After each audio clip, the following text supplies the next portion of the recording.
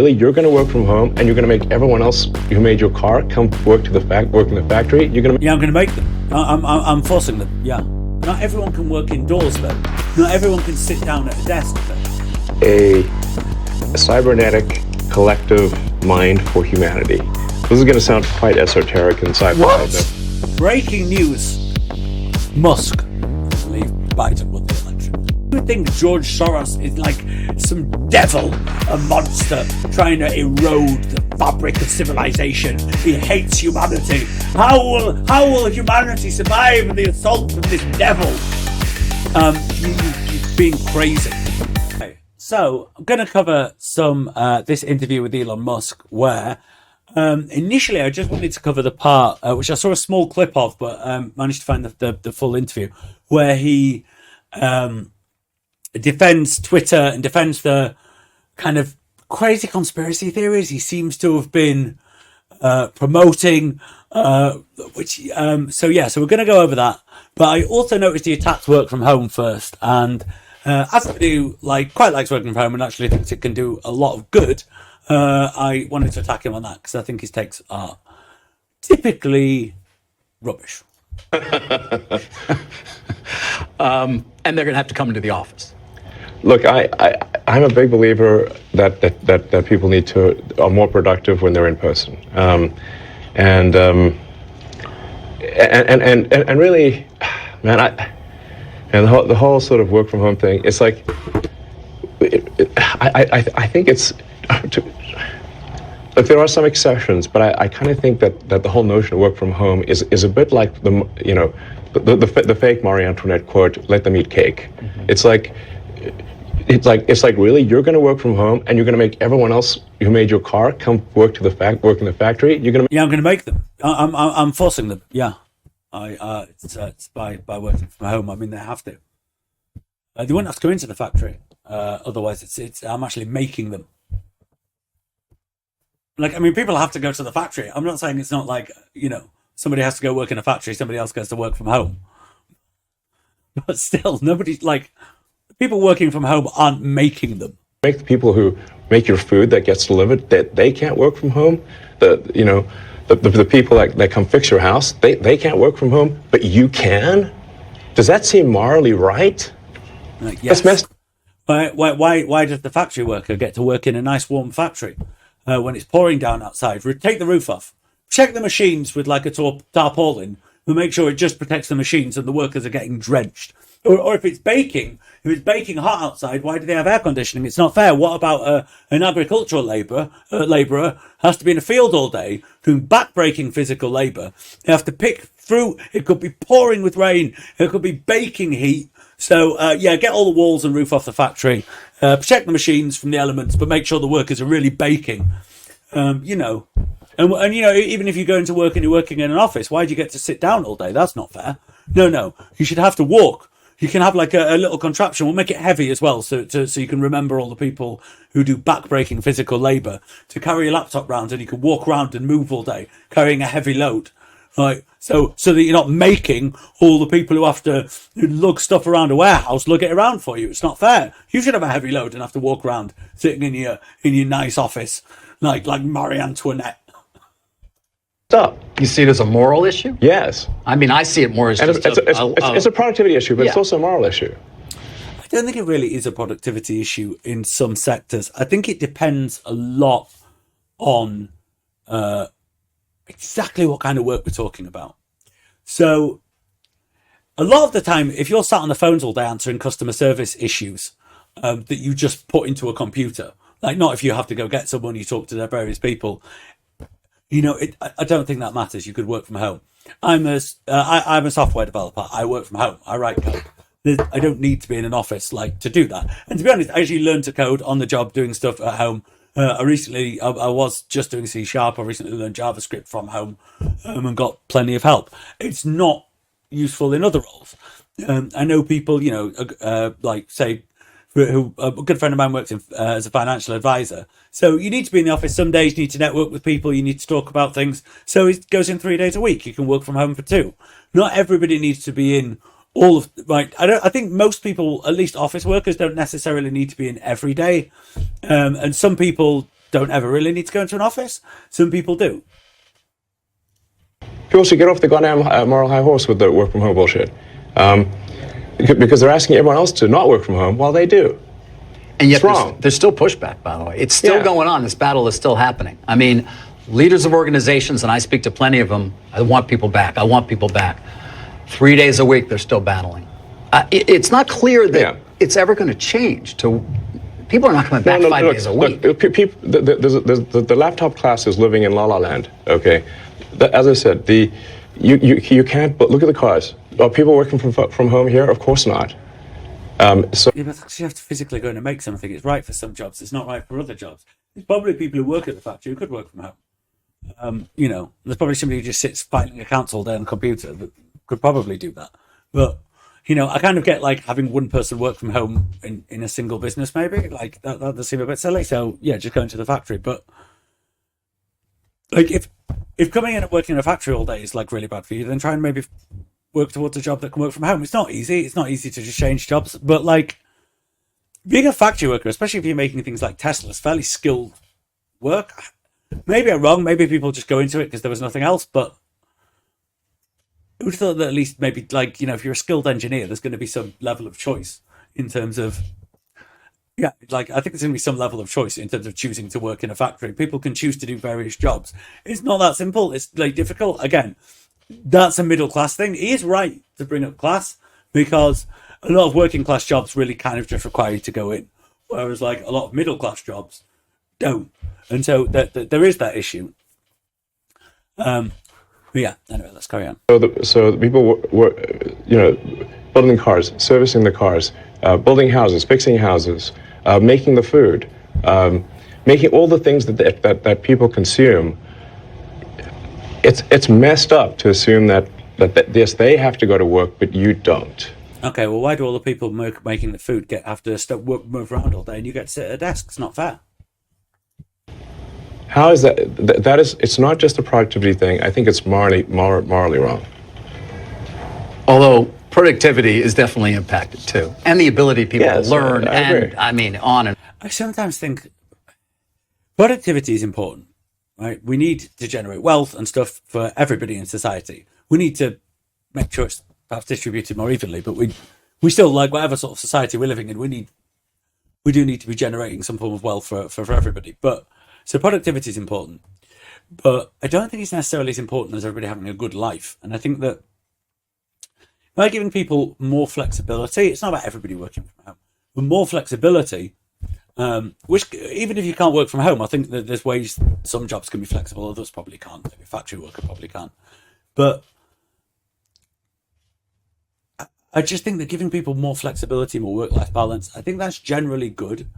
And like a small reduction in productivity is probably worth giving people that time for themselves. If it's a huge hit, I kind of understand. If it was true that we were in economic chaos because people are working from home, it's unsustainable, it's hurting jobs, it's hurting, then fine, okay, but we know that's not true.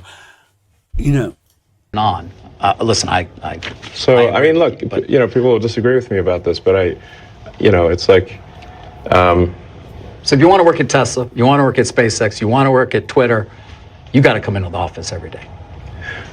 Yes, I'm not saying. I'm saying like, look. Put 40 hours in, and frankly, it doesn't even need to be like, Monday through Friday, you could work Monday through Thursday. And I'm also not saying no one should I think people should take vacations. Like I work 7 days a week, but I'm not expecting others to do that. How much sleep do you get, by the way? About 6 hours. You do? 6 hours typically? Yes. No, that's not bad. I thought it would be less. I've tried less, but my productivity, even though I'm awake more hours, I get less done. Okay. And the brain pain level is bad if I get less than 6 hours. But you work 7 days a week. Yes. Yeah. I think this is actually a huge problem with a lot of these kind of people and how they view things like work from home, how they view holiday, because CEOs, and especially people like Elon Musk, as much as I have 1,000,000,001 criticisms of him and the way he's run some of his businesses, they tend to be very, very driven. So what's that? He's also misunderstanding the fact that work from home offers more flexibility for working parents people with disabilities. Yeah, it does. And neurodivergent people. Yeah, it does. It offers more flexibility for people. Some people, it does make life easier. So, you have a lot of issues with people being parents, it being very difficult to do childcare and maintain a career. But if you can work from home, it becomes somewhat easier. It becomes easier if you can just nip out. My manager does that. He sometimes nips out, drops the kids off at school or takes them from school. And then he's back at work. He's gone for half an hour, So it gives people, because he also works from home, that it gives people that flexibility. I think that's really important. I think, and again, yeah, not everyone can do that. Not everyone can work indoors, though. Not everyone can sit down at a desk, though. Not everyone can be a multi-billionaire with insane amounts of money, right, and just swan around the world saying whatever the hell nonsense he pops into his head, like Elon Musk. It's actually a tiny number of people that can do that. I think it's like maybe double digits globally. So,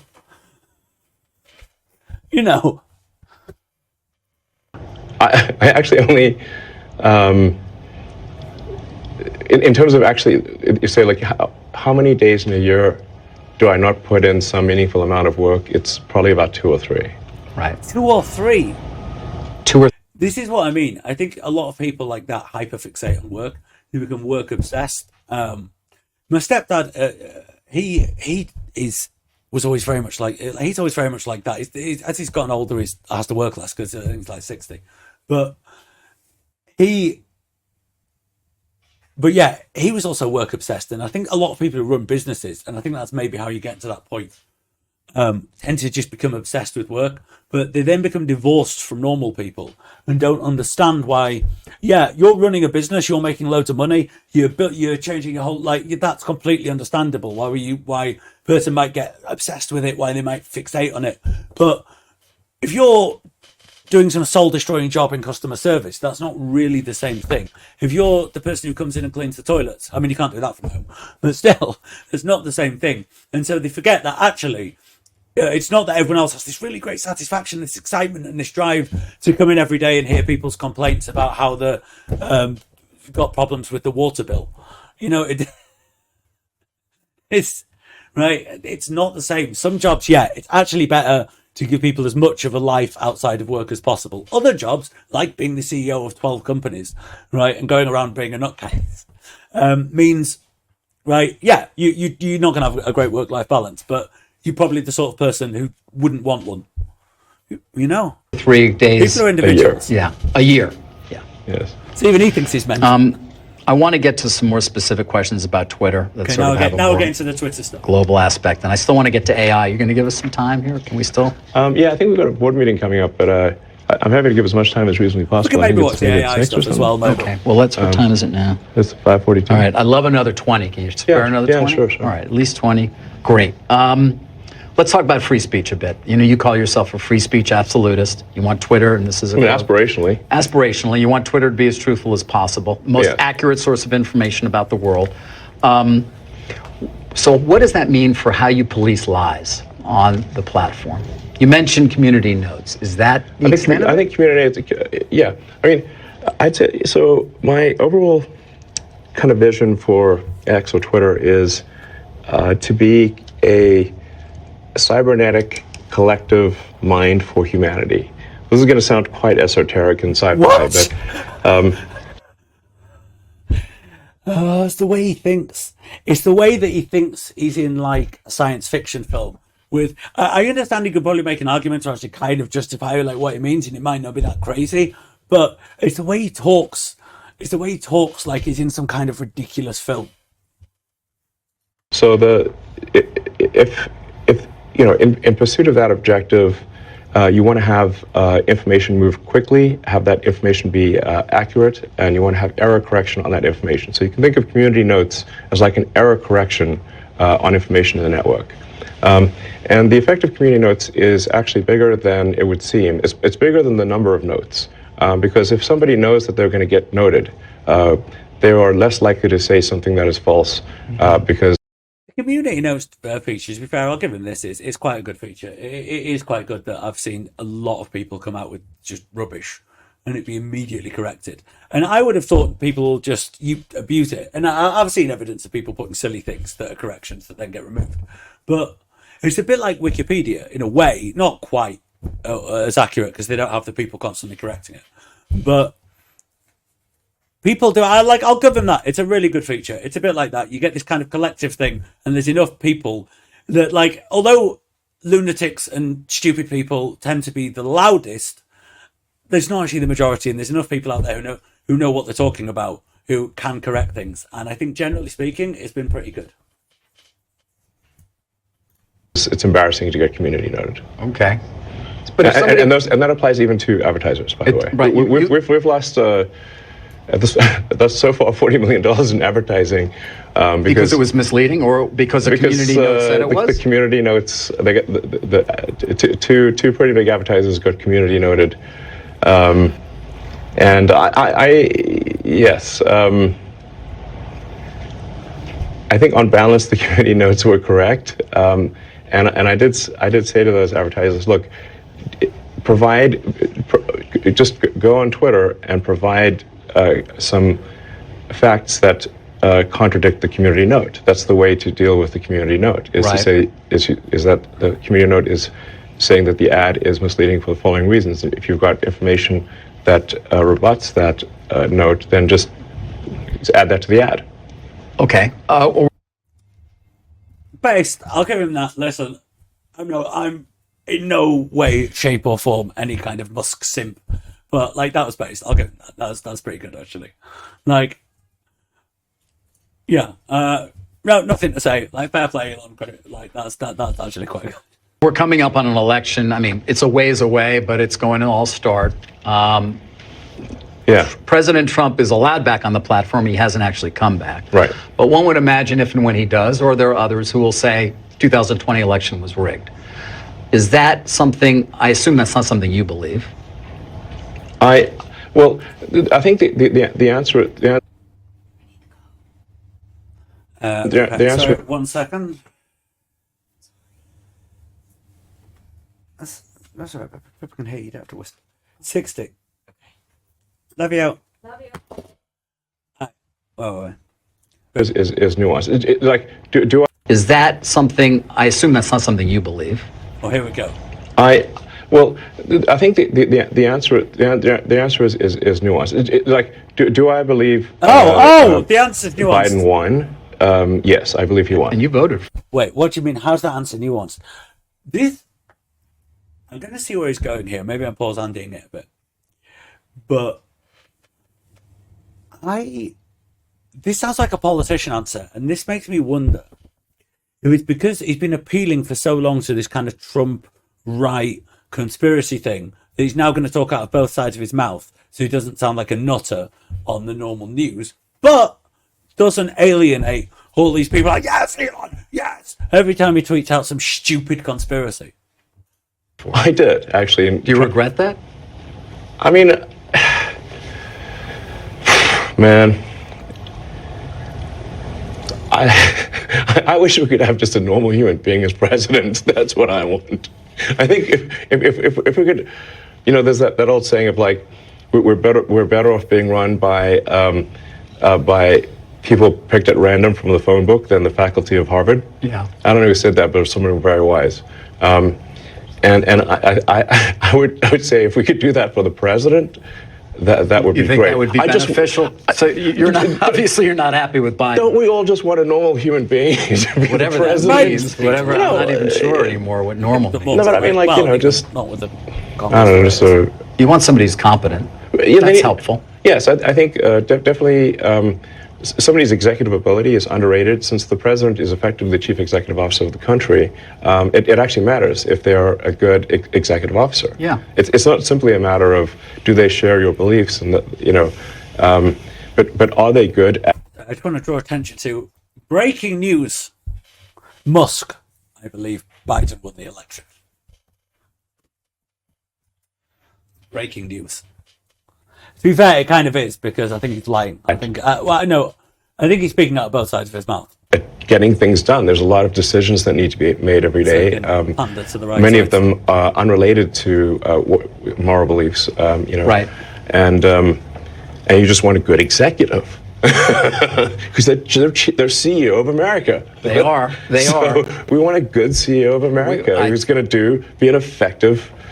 Unfortunately, we live in highly partisan times where there is war about everything, including ideas, including the truth, which gets back to, it's not true that the election in 2020 was rigged. It wasn't stolen. And I wonder on the platform, when you see that, does that end up in a community node, or is that something you take more action on? And obviously that applies to so many. I mean, to be clear, I don't think it was a stolen election. But by the same token, if somebody's going to say that there's never any election fraud anywhere, this is obviously also false. There's always going to be some. A little. Oh, a little, yeah. There's a little. So I gave some credence to some conspiracy theories because there's like a little fraud. It doesn't matter, it's maybe 15 people out of 300 million, but those are little. So it's fine for me to give credence to conspiracy theories on Twitter. Right. I mean, the tiniest bit, perhaps. I mean, this election was audited. It was so many judges. I mean, it went on and on and on, and there was nothing whatsoever that. I don't want to debate this with you. My question is more about. I think it's important to say, that in any given election, even if you try your hardest, if you've got 100 million votes, there's going to be some amount of fraud that is not zero, and that it's important to acknowledge that without saying that the fraud was of sufficient magnitude to change the outcome. Mm-hmm. So my opinion would be that there was some small amount of fraud, but it was not enough to change the outcome. Well, if it was a huge, but the problem is it's the implication. It's the fact that it's implying that there's what that sounds like. Yeah, it sounds like it's so. It's like it's implying that there's a significant amount of fraud that maybe didn't swing the election, but there's enough that it could be a worry. But I think he just does this to try and give credence to a lot of the kind of right-wing conspiratory kind of people who follow him. But we'll see. And by the way, it might have been either way. I mean, there's probably a little bit of each way. But again, it's going to be, you're going to let people say that though on Twitter, and then you're going to hope that they're corrected. They will be corrected. They will be. Oh yeah, 100%. Let's talk a bit about your tweets, because it comes up a lot. Even today, it came up in anticipation of this. I mean, you do some tweets. So I don't know why I'm pausing it here. I'm just quite excited to see him grilled on this. This is going to be good. I hope. I don't know. This could be a terrible interview, so don't hold me to account. But this could be good. Come on, let's go. That seem to be, or at least give support to some who would call others conspiracy theories. Well, yes, but I mean, honestly, some of these conspiracy theories have turned out to be true. Which ones? Well, some of them have turned out to be true. So is he a conspiracy theorist then? The Hunter Biden laptop. That's true. Yeah. Yeah. So it wasn't really a conspiracy theory, though, was it? People said maybe it's Russian propaganda. It didn't. No, because the conspiracy theory is that Biden tried to silence it and tried to suppress it, and there was widespread suppression. That was what the conspiracy theory was, right? It wasn't that it was a violation of Twitter's hack materials policy, so they removed it. But didn't remove articles referencing it or talking about it. That's not quite the same thing. Really, that was a pretty big deal. There was Twitter and others engaged in active suppression of information that was relevant to the public. That's a terrible thing that happened. My understanding is that there was no evidence. How do you make I need to go over it again. I'm not going to do that. Oh, here we go. It's going to be reloading again. The terrible internet. Okay, so yeah. I feel like Musk is actually giving a lot of credence here to some of these. We'll just go for that once this loads for some reason. The Musk is giving a lot of credence. He gives credence to this Twitter files conspiracy. Yeah, he released the files, and it didn't show evidence that Hunter Biden is that the Hunter Biden laptop stuff was suppressed. The laptop was suppressed because it was suppressed. Sorry, some stuff. The initial stuff was removed from Twitter because it violated a hack materials policy, which may or may not have been a bad policy. I don't know enough about it. So, but the idea that there was this widespread suppression, an attempt to suppress Hunter Biden's laptop to suppress that story, just really, it really isn't true. Okay, let's refresh this. There we go.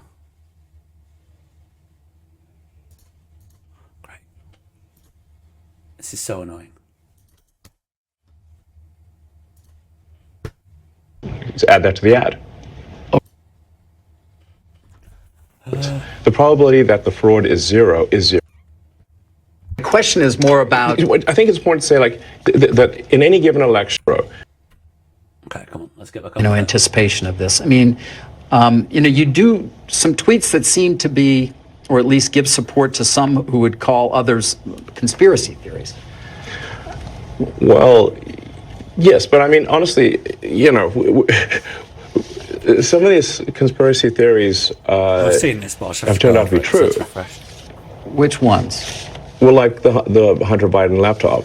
That's true. Yeah. Yeah. So, that was a pretty big deal. There was Twitter and others engaged in active suppression of information that was relevant to the public. That's a terrible thing that happened. That's election interference. But how do you make a choice?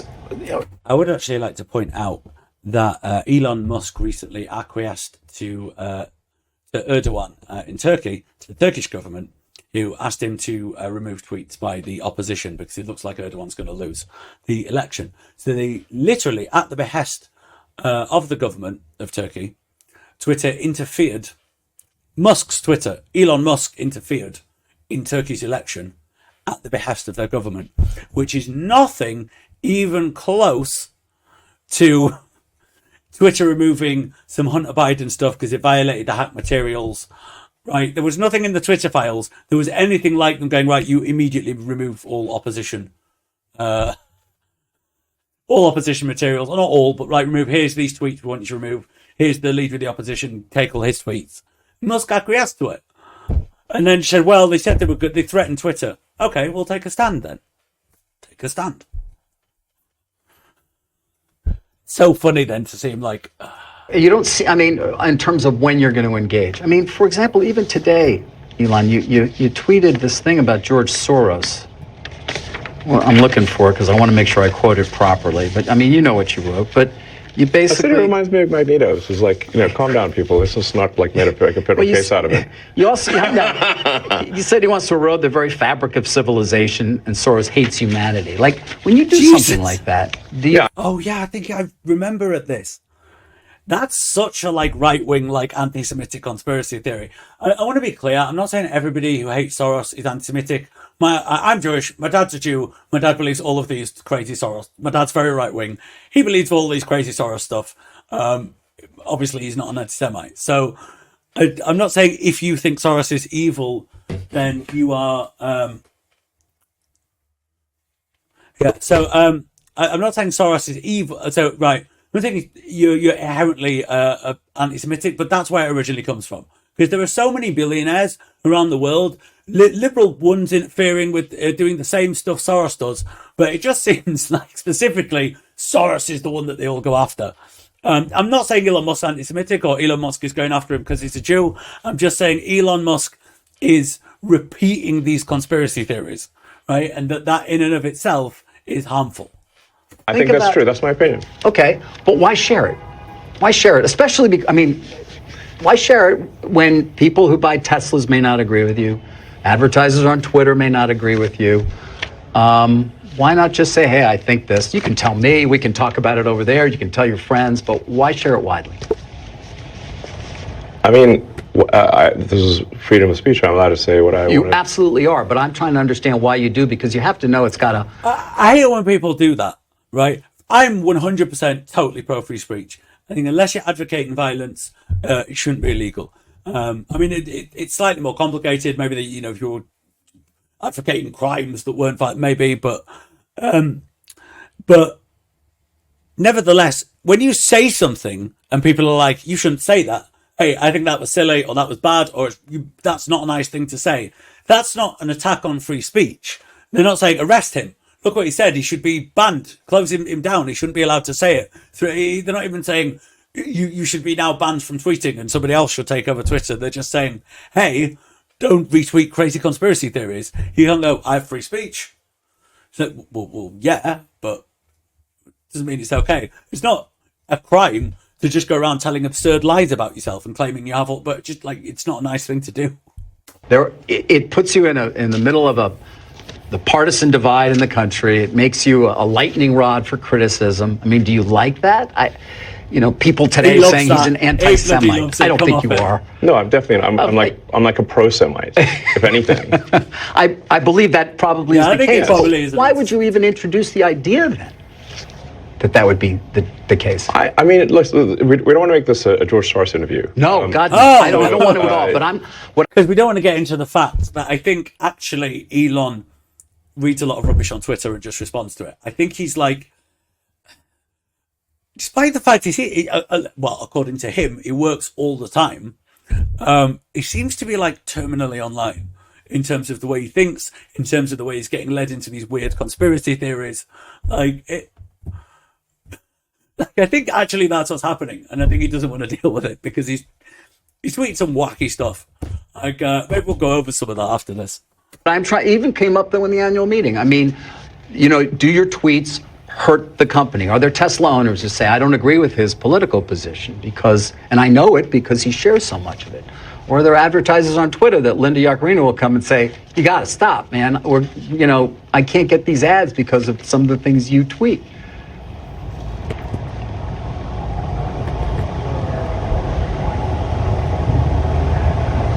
It's just taking a while.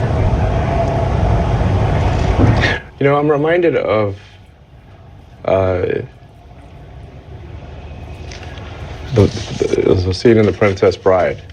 What? Great movie. Great movie. Sorry, it's just so random to go to. Maybe it's a great analogy. He confronts the person who killed his father. And he says,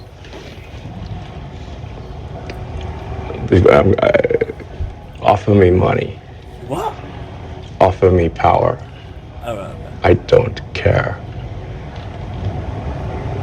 So you just don't care.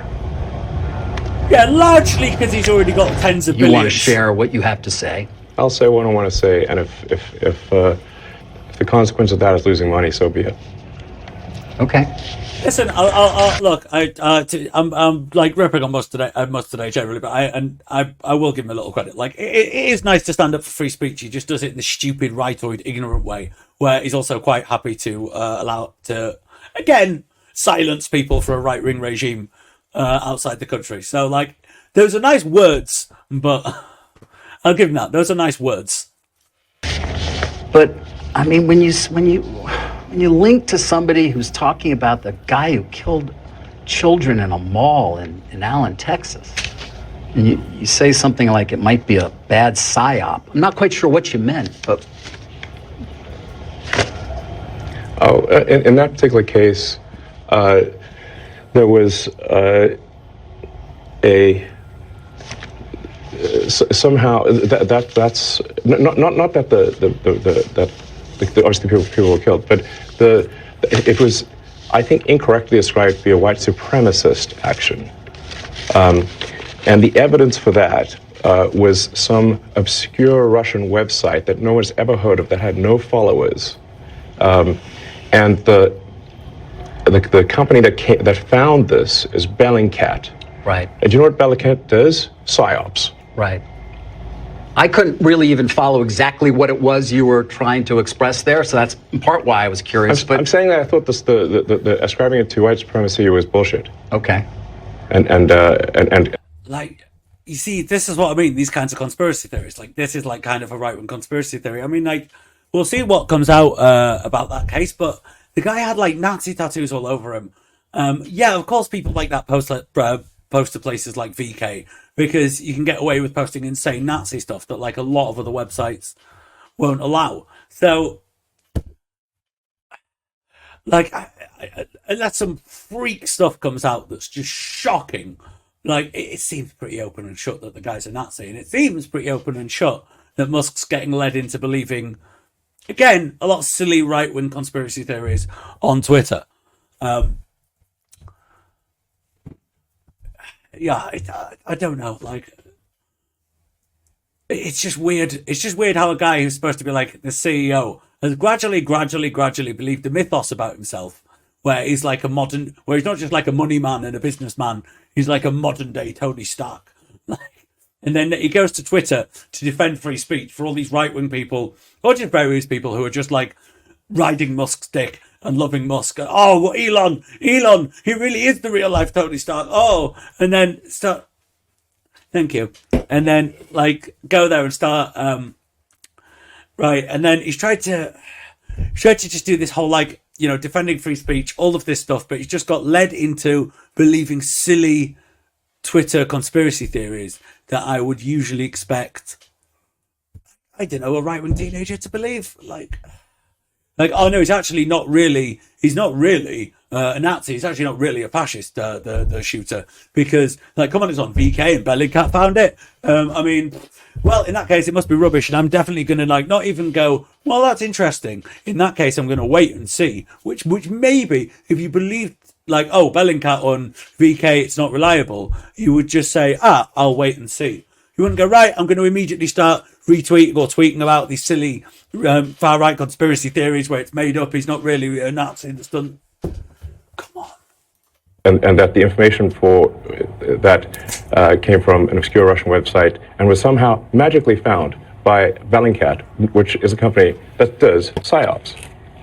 And there's Magically no proof, found. by the way, that he was not. There's no. I would say that there's no proof that he is. It was And that's a covered in debate you want to swastika get into on tattoos. Twitter. Yes, The lightning bolts there. because we should not be ascribing things to white supremacy if it's false. Okay. Can we talk about AI now? Actually, I wish he'd have pushed on him more. I didn't know whether to watch the AI stuff or just cover some of the funny stuff Musk has been saying on Twitter. Let's watch a bit of the AI stuff and see how it goes. Well, let me end with Twitter in the sense of Sam Altman was on the Hill today, We'll go back to more Twitter and he stuff. said AI's ability to manipulate interactive disinformation is a significant area of concern. It's moving so quickly. It is a significant area of concern. And how that is terrifying, because when you can have AI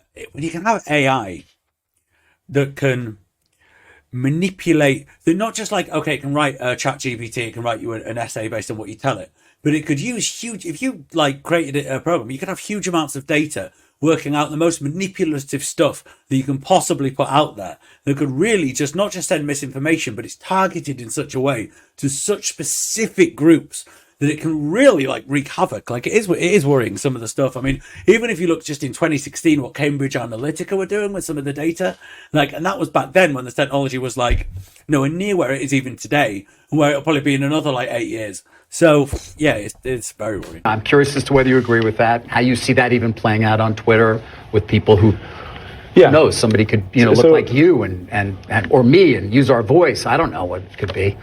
Oh, that is happening big time. So the reason that I'm asking people to be verified on Twitter and that we're saying, okay, verification means you've got a phone number from a reputable carrier, which means that you've at least passed through whatever their security mechanisms are, that you have a credit card, so you now have pass through whatever security mechanisms the credit card company has, and that there's some small amount of money paid per month. That set of actions significantly increases the cost of fake accounts, and with the latest AI, it can bypass basically every test for are you a human. Right. So then how do you know that a million accounts were created? How do you know that those are people? I don't know. How do you? Exactly. You have to do account verification. The thing that makes I sort of put myself in the position of like, if it was my goal to manipulate public opinion and create millions of accounts and make it seem as though a topic was trending, and that this is actually what the public believes. But in order to do so, I had to get a million phone numbers, a million credit card numbers, and pay $8 a month. Right. And have that all not be traceable and clustered. I would say it's impossible. Impossible. So the goal of the sort of Twitter verification is fundamentally to prevent AI manipulation of the system. Got it. Final question on Twitter. I thought it was to move away from an advertising model. Maybe I was wrong. I don't know.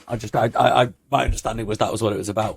Walter Isaacson, your biographer, he said your big goal for Twitter is disrupting the banking industry. Well, Is that accurate? I'd say that's a.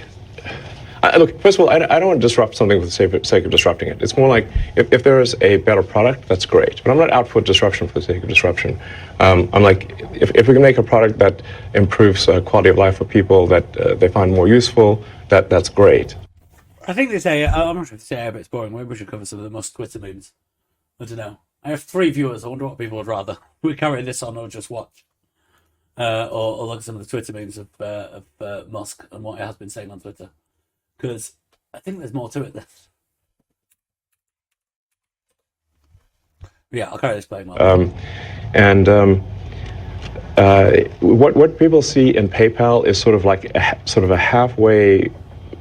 It's frankly sort of a half-baked version of what it could be. And so I think there's potential to create a more efficient financial system. And here, Jesus, look at that.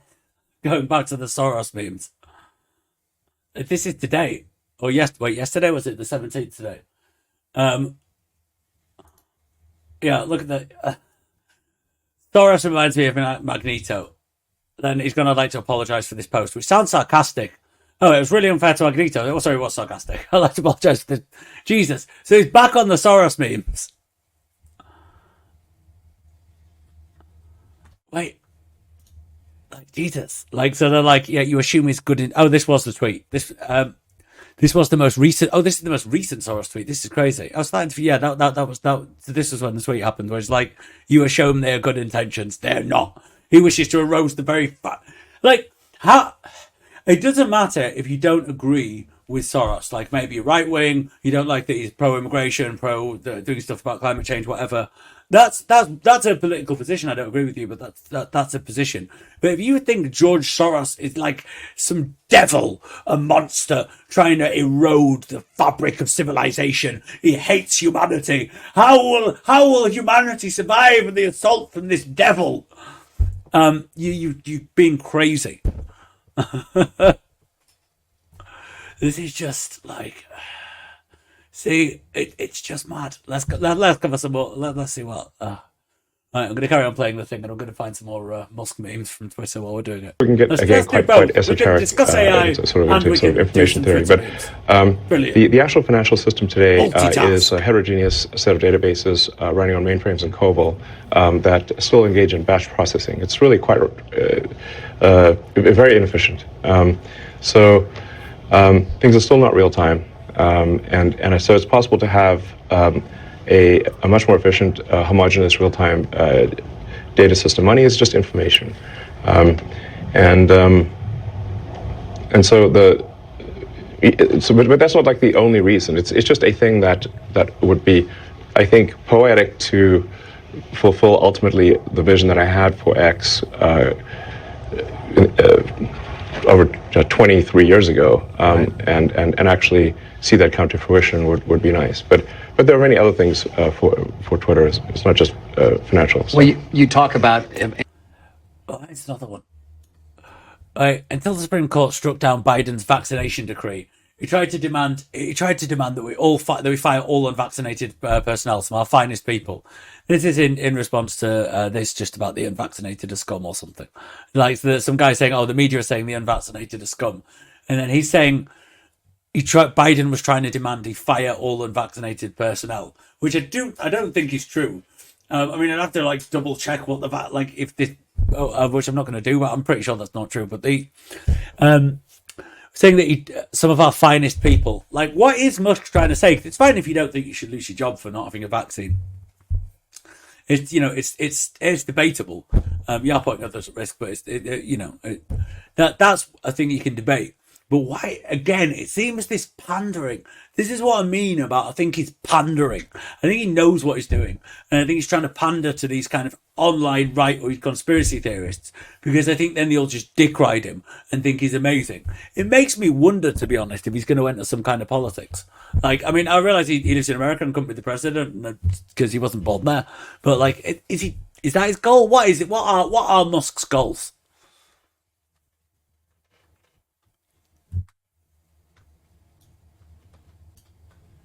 Enhancing humanity. I'm curious then about AI, which many people say will lead to great productivity gains. You showed those robots. I can imagine what they conceivably could do when powered by AI. But I'm also curious, because you've certainly been concerned. AI I think, has the potential to both liberate humanity from a lot of stuff. I mean, we could have AI running a lot of jobs, especially once we we give AI like a control of autonomous machines. Like, say, working in a warehouse where AI could control all the machines, machines that could pack everything, with machines that could do everything. You could just eliminate a lot of like awful jobs that require backbreaking physical labor and soul destroying, which can be good and bad, because then as people lose their jobs, what do? We then need some counterweight, whether it be UBI, whether it be some kind of fund to help them find new jobs, or train them to be the sorts of people that write the code for the machines or whatever. But as I was saying earlier, there's so much, not even just the cartoon Terminator 2, whole Terminator franchise, Skynet. That's not the issue. It's not even the issue, although I suppose that is an issue. That's not for now. The main issue that you're dealing with is people can make AI that can completely manipulate other people. It can manipulate people into thinking all kinds of things. It can spread all kinds of misinformation. Pretty soon AI is going to be able to make deep fakes easily and well, and then that's going to be a really scary problem when I can just go on a website like ChatGPT and say, I want a video of Biden having perverse sex with a goat, and it'll make it. And then I can put that out there. And then no one knows whether it's true, because every time a video comes out, is going to say, oh, well, that's AI generated images. It's rubbish. It's not me. It wasn't me. It wasn't really me. So everyone will say that. So you'll never really know what to believe. Right. So, I mean, if you think Musk and Twitter are spreading conspiracy theories, wait till bloody AI starts doing it. It's going to be crazy. What percentage do you give the chance that it will destroy humanity? Well, the advent of artificial general intelligence is called a singularity because it is so hard to predict what will happen after that. I think it's very much a double-edged sword. I think there's a strong probability that it will make life much better, and that we'll have an age of abundance. And there's some chance that it goes wrong and destroys humanity. Hopefully that chance is small, but it's not zero. And so I think we want to take whatever actions we can think of to minimize the probability that AI goes wrong. And you've called. Yeah, I mean, I think that doomsday scenario is harder because you have to build something capable of taking control. It's not just a case of. So general AI is risky. I don't know if I'm in favour of creating genuine artificial intelligences that can act as almost an independent organism, rather than something that's an AI like ChatGPT, where you can tell it to make something, but it can't choose to do anything different. I think that could become dangerous. I think there are definitely huge risks, but I think that a lot of the risks, again, in the immediate term, are much more election manipulation, societal manipulation, all of the things that can kind of just be done with because even if you try and use it in a legitimate way, look how hollow politics has become after politicians started focus grouping everything, making sure everyone's always on message, targeting specifically small groups of voters to try and right now, politics is hollow. They all sound the same. They say the same rubbish. All they can do is compete on wedge issues. They just fight silly cultural battles. At best, I mean, in Britain at the moment, the Labour Party have now said they're the real Conservatives, so they're not even doing that because they just focus group everything. and like it's become hollow. Imagine if you use AI to tell you how to target specific demographics and specific groups. And like, imagine how seriously, like quite literally robotic politics will become once you start using AI, even in a completely legitimate way, to just target specific groups, to create a message. They'll create the message and the politicians will say it over and over and over and over and over and over again. It's going to be horrendous. So I think even used right, used well for politics and things like that, it can do real damage, even used legitimately. For a pause, along with a number of other people. Yes, look, when I called for a friend of mine, Max Tegmark, is a physicist at MIT, wanted me to sign on to the letter, and it's like I knew it would be futile. It is futile. It's futile. I knew it would be futile. I just want to call it like it's one of those things. Well, for the record, I recommended that we pause. Okay. Did I think there would be a pause? Absolutely not. But you're starting XAI. I think that's what you're calling it, or some new AI effort. Well, how's it going to be different than OpenAI or Alphabet? This is not the time to this.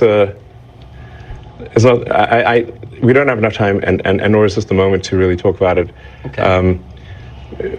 We will have a launch event, and we'll explore the issues in more detail. He could just be trying to protect his IP, to be fair. I was going to make fun of him, but then like maybe he's just protecting his IP.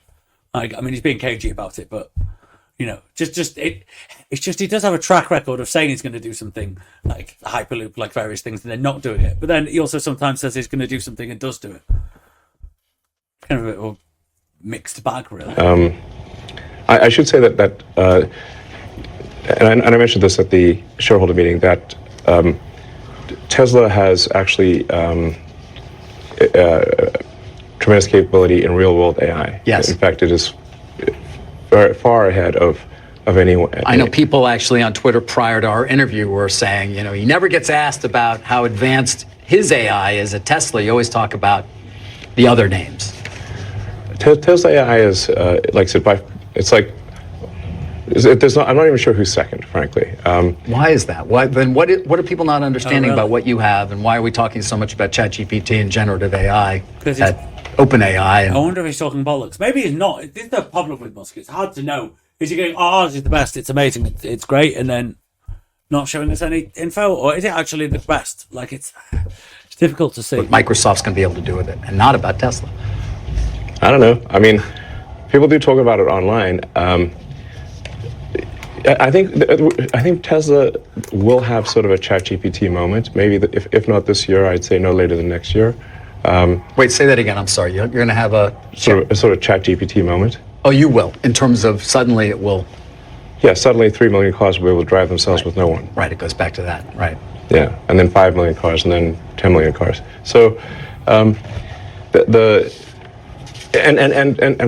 will. How safe is it having a single AI driving a load of cars? I asked that as a genuine question. I don't know. It could be fine. I mean, again, having millions of humans driving cars isn't very safe. We have like tens of thousands of road deaths every year, so it's not that safe. But if the AI does go wrong, it does get a little bit scary. Also say that if positions were reversed and say. Well, in fact, the positions are reversed. Well, it's not a super right-wing like meme from Musk. It's not even that this is like crazy, like some terrible. It's just, again, it's like I'm not going through all the people he's following, but who's he listening to? Who is he following to that's sending him this shit? Look, the First Amendment is for sharing memes with friends. Second Amendment's for when they try and stop it. Try and stop me from sharing my memes with friends. Like, come on. Like, again. Come on. Okay, yeah. You're going to get banned. Yeah. If Twitter got taken over and Elon got banned, he's going to get his gun and start shooting. Okay, mate.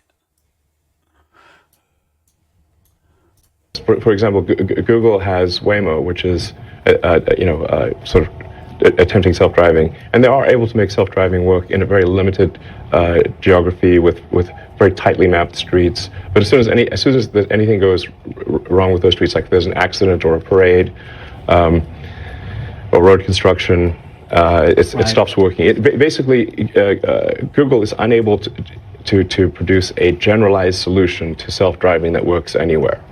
they've been trying to do that for a long time. They've been unsuccessful. Tesla basically has that and is far more advanced than Google. Yeah. And so if the positions were reversed and you said, okay, Tesla's got to produce a large language model that has output equal to or greater than ChatGPT, or Microsoft OpenAI has to do self-driving, and we flip the tasks, Tesla would win. You'd win. Yes. And you have the computing power and everything else you Yeah. need to do it. Absolutely. I'm being told. It's hard to trust Musk because he has a lot of failure rates. Also, I find him a ridiculous figure, but like that's just me, and that's not fair. Like he has had success, like business successes. SpaceX was good. Tesla, like generally good. Like I mean, he did a while ago tell people not to buy his car because it was too much for a prototype, and it seems to be riddled with problems and be over expensive. So this is his problem. So he just pulls a face. Look at that. Look at this face. You have the computing power and everything else you need to do it. Yeah. Absolutely. Yeah, absolutely. Yeah. Yeah, definitely. Yeah, sure. Report on your desk on Monday. Yeah. I'll do it. No, I've done it. I left it outside. Yeah. I'm being told we don't have that much time. Can you give me another 5 minutes, or Yeah, what do you think? yeah, I think so. I do have a board meeting. I know. But if 5 minutes is probably fine. Sure. Okay, thank you. OpenAI. I mean, you seem somewhat frustrated with them. You were one of the big contributors early on. The reason I am the reason OpenAI exists. How much money did you give them? I'm not sure the exact number, but it's some number on the order of $50 million. The whole man, fate loves irony, next level. So I used to be close friends with Larry Page, and I would stay at his house, and we'd have these conversations long into the evening about AI, and I would be constantly urging him to be careful about the danger of AI, he was really not concerned about the danger of AI and was quite cavalier about it, and at the time, Google, especially after their acquisition of DeepMind, had 3/4 of the world's AI talent. They had obviously a lot of computers and a lot of money. So it was a unipolar world for AI. And we've got a unipolar world, but the person who controls that does not, or at least did not seem to be concerned about AI safety. That sounded like a real problem. So, and then the final straw was Larry calling me a speciesist for being pro-human consciousness instead of machine consciousness. I don't know if you called Musk that. You got that is stupid. I'm sorry. Like, obviously, I would choose humanity over a race of super intelligent machines just because, well, I'm a human. I'm sure the super intelligent machines were two super intelligent machines over humanity if we were trying to destroy them. So I'm like, well, yes, I guess I am. I am a speciesist, So you helped to the creation of OpenAI. You put in as much as $50 million. More than helped. It wouldn't exist without me. It wouldn't exist without you. So I came up with a name. Right. The name OpenAI refers to open source. So the intent was, what's the I'd like to see an investigation into this.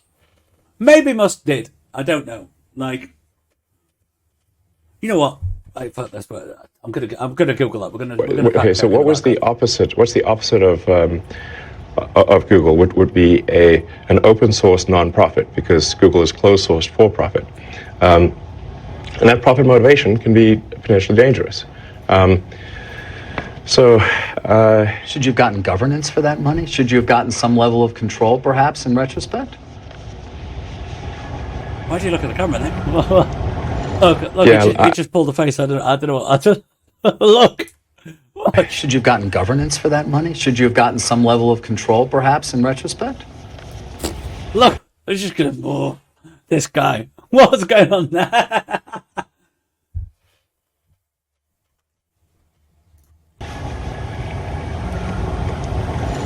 Yeah, I fully admit to being a huge idiot here. Anyway, so OpenAI was like meant to be open as an open source. It was created as a 501c3, So part of it is also in the beginning. I thought, look, this is probably a hopeless endeavor. How could we possibly compete with? How could OpenAI possibly compete with Google DeepMind? I mean, this seemed like an ant against an elephant. Which is not a contest. And I was also. I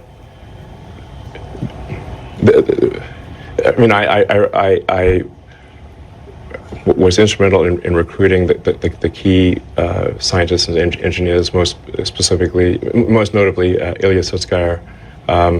In fact, Ilya went back and forth several times because he would say he's going to join OpenAI, then Demis would convince him not to, then I would convince him to do so, and this went back and forth several times, and ultimately he decided to join OpenAI, and really Ilya joining was the linchpin for OpenAI being ultimately successful. So you're very disappointed in what's happened there in terms of it becoming a for-profit. Do you take any action? Sue them in some way? I do think that there's some. Look, it does seem weird that something can be a non-profit, open source, and somehow transform itself into a for-profit closed source. This would be like let's say you funded an organization to save the Amazon rainforest, and instead they became a lumber company and chopped down the forest and sold it for money. And you'd be therefore like, well, wait a second, that's the exact opposite of what I gave the money for. Yeah. Is that legal? That doesn't seem legal. And if it is, and in general, if it is legal to start a company as a nonprofit and then take the IP and transfer it to a for-profit that then makes tons of money, shouldn't everyone start? Shouldn't that be the default? Right.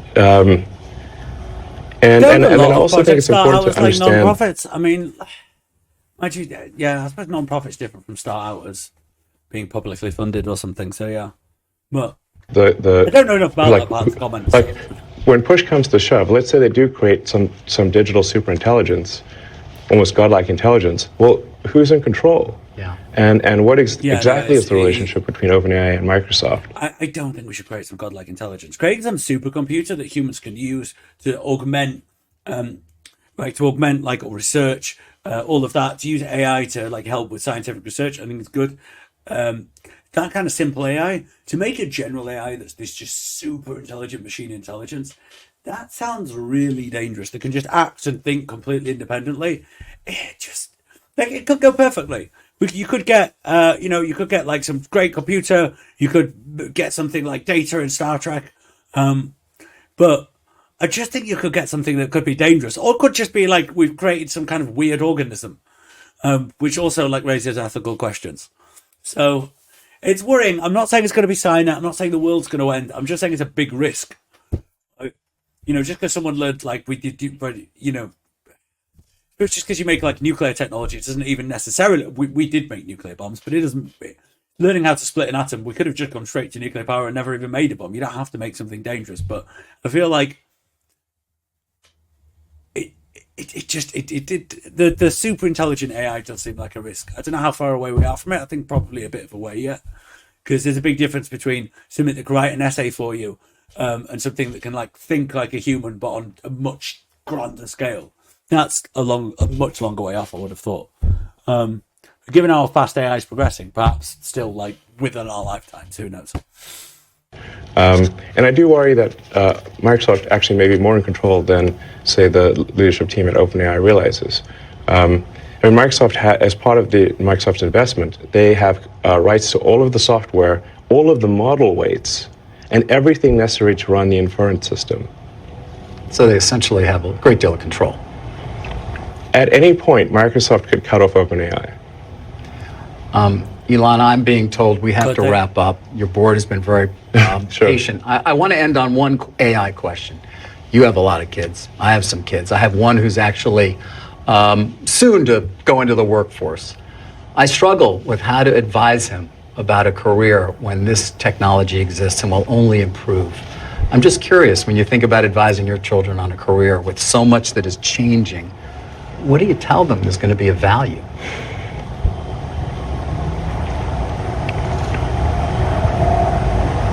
Difficult question, because how do you know?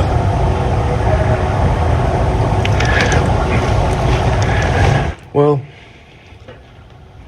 that is a tough question to answer.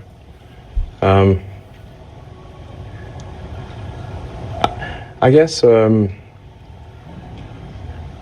would just say, to sort of follow their heart in terms of what they find interesting to do or fulfilling to do, and try to be as useful as possible to the rest of society.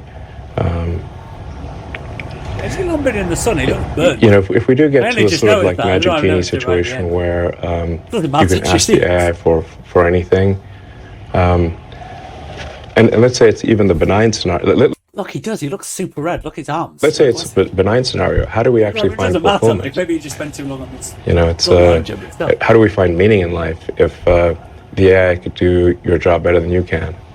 I mean, if I think about it too hard, it frankly can be dispiriting and demotivating.